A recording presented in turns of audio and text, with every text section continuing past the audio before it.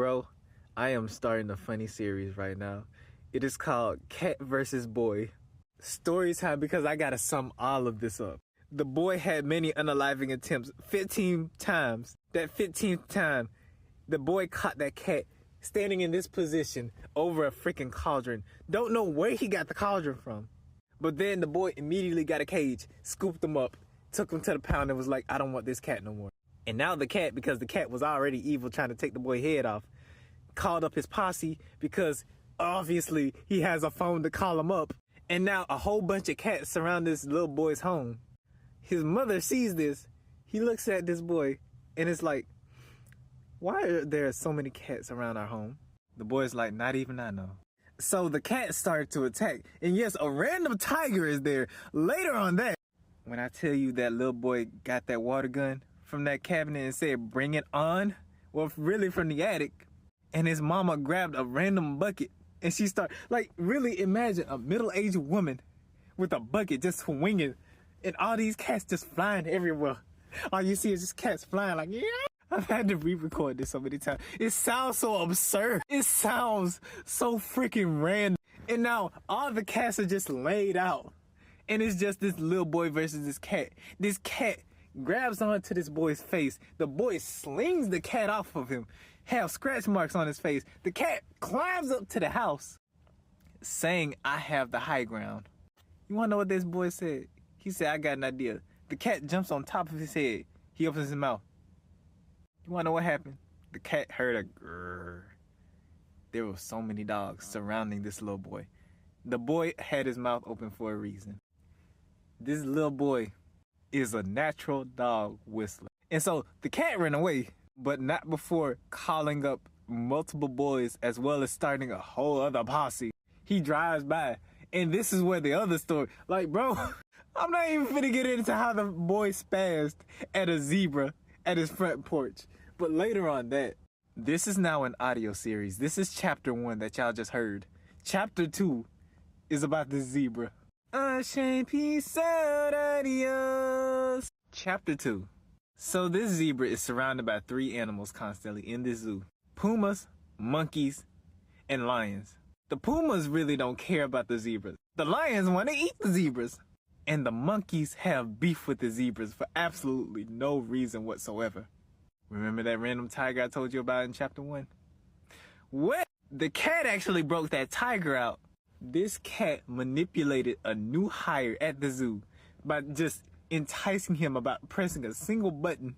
This employee's boss literally said, do not press this button. Just sit on your butt. Watch YouTube TV. I don't care. Just don't press the button. But the cat was so convincing to the point he pressed the button. And now the cat and the tiger escape, leading to the events of chapter 1.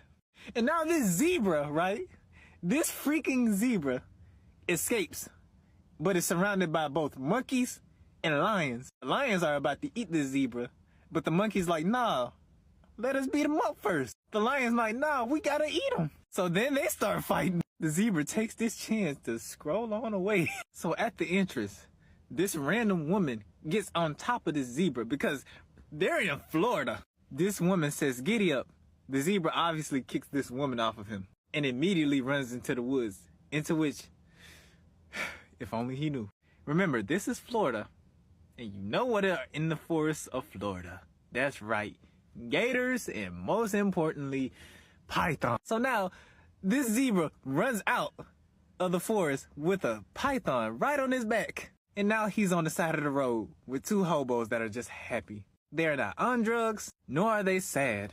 They are just happy, trying to cheer this zebra up because he's sad and depressed.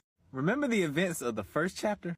Well, the cat is driving now. The cat drives up and pulls up right beside the zebra, looks at the zebra and is like, hey, what's up? The zebra like, nothing much. I'm just sad. Cat like, hey, you want to help me out with something? And obviously, with this cat persuasive powers, the zebra obviously says yes.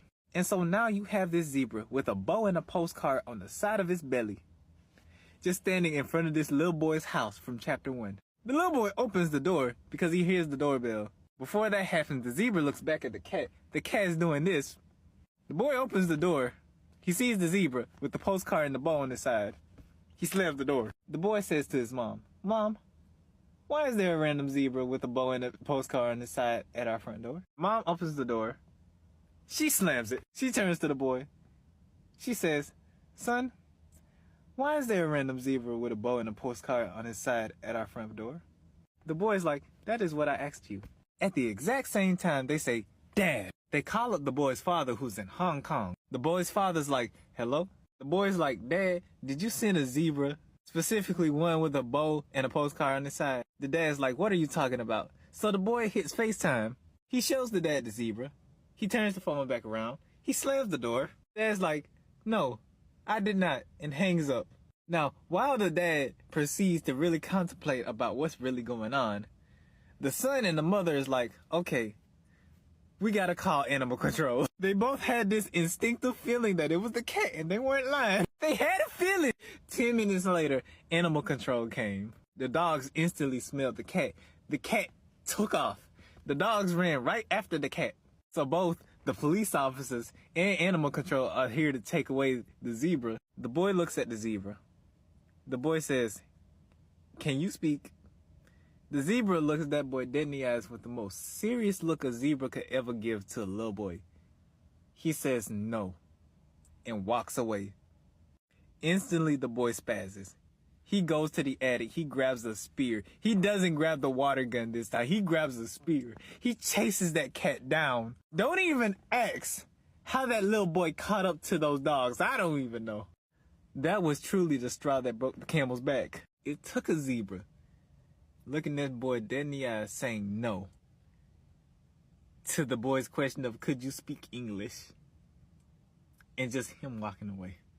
That's it for chapter 2. Chapter 3 is... it's gotta be animated. Chapter 3 is already wild as is. This boy and these 5 dogs are chasing this cat. This cat climbed a tree. This boy climbs a tree. This cat is jumping from tree to tree. The dogs are surrounding each tree that the cat is jumping on. The boy throws the spear. He hits. But the cat immediately grabs onto a branch. Then the cat remembers, oh right, I have a cat phone from chapter 1. So he calls up the second posse. Now, a second array of cats and a few tigers plus lions come through. And you want to know what the dogs did? These dogs that do not speak English got on their little doggy phones and just barked. And all of a sudden, not even 10 seconds later, you just hear rumbling. You got monkeys, elephants, giraffes, all of them surrounding these freaking posses of cats. And before all of that even happens, this little boy and this one dog that can talk just loudly talks to each other. They aren't arguing. The dog is speaking loud because he's scared. Boy is speaking loud because he's spazzing. Because earlier he asked, does anyone here speak English? No dogs respond. The boy's like, good, normal animals for a change. That one dog raises his hand. He's like, and the boy just spazzed. He just spazzed. He just spazzed. Fast forward, the cat jumps onto the little boy's head. The elephant looks at the boy, looks at the cats, looks back at the boy, looks back at the cats, and just tramples over all of them. Even the lions and tigers. The monkeys didn't even have a chance. They were already there. They didn't even like the lions to begin with, as seen from chapter 2. But yeah, the cat is scratching up his face. The elephant grabs the cat off of the boy's face, and he slung his body to the side. And that's how he ended up into a pancake onto the tree trunk. The cat still stands up. I want to end this story off. I really do. But there's just something so funny about a cat that's just beaten up. That just randomly gets a jetpack and just takes off. I want to so freaking bad. But nah, this boy deserves justice because he already went through enough as is. Think of an old cat that's just built like an old man, just shaking. But then he got a jetpack on and he's like, see ya. Bro, I laughed so freaking hard. That boy deserves justice. That boy deserves justice. I will say that much. He's 8 years old, by the way. He's 8 years old. But I'm not going to end it off with a jetpack because this story is already long enough and random enough as is. So the cat stands up. The monkeys come out and like, yeah, we got beef with you for some reason because we're the big boys that didn't really do anything until now. And the cat stands up and is like, do your worst. They did their worst. And so this 8-year-old boy walks over to the cat, looks at his body, and is like, we could have been watching Skibbity, but you chose this path. And he sounded dark and broody like Batman. Like, both of your parents, you know, I ain't finna make that joke. Like, this boy really went through a lot. And it hasn't even been a full week. It's been 2 days. In the span of 2 days, this boy has already experienced this cat's menagerie. And now, this boy goes back home and is now playing Roblox with his friends. Why? Because he has already had a stressful 2 days. Not even a week, just a stressful 2 days. And I know, I'd do the same. I say peace out, adios.